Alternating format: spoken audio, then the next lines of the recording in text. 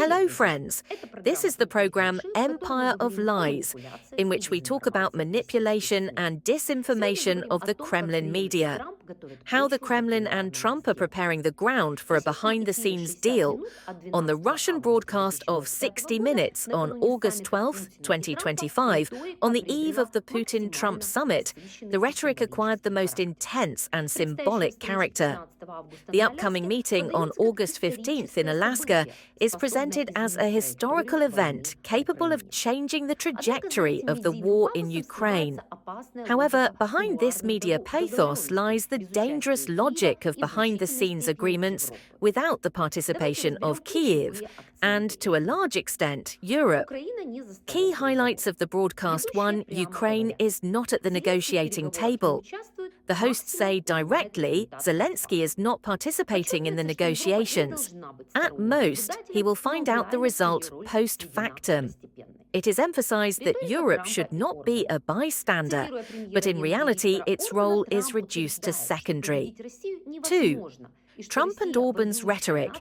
Quoting Hungarian Prime Minister Viktor Orban, Trump claims that it is impossible to defeat Russia and that Russia is a warring nation that always gets its way. This argumentation justifies concessions to the Kremlin as realism, the deal in the works.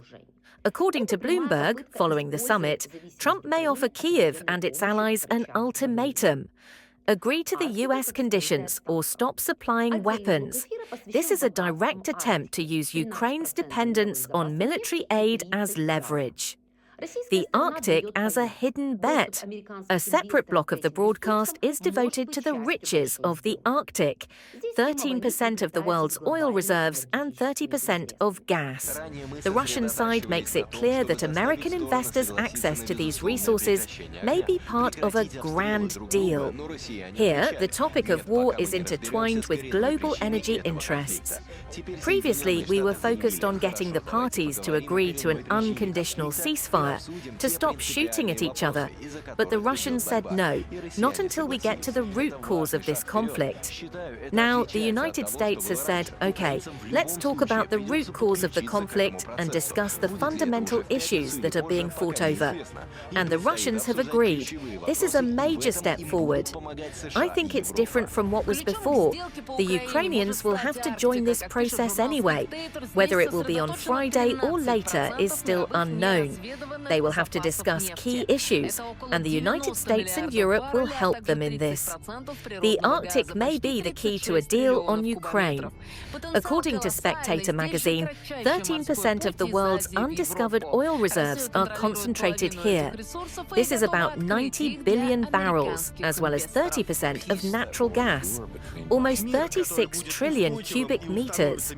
The potential is enormous, and here is the shortest sea route from Asia to Europe. Russia controls half of these resources and is ready to open them to American investors. A peace that will be sustainable and established between Russia and Ukraine must include Russian concessions. And so far, Putin refuses to make them. And yet he gets what he wanted most. He holds a meeting with President Trump in the United States. What does this mean for Europe? The Yalta without Ukraine scenario is being implemented. Key decisions could be taken without Kyiv's participation and then imposed on it as the only path to peace. Trading security for business.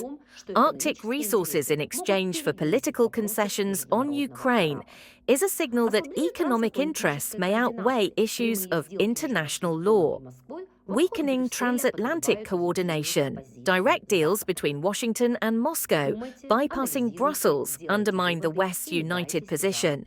This was the Empire of Lies program.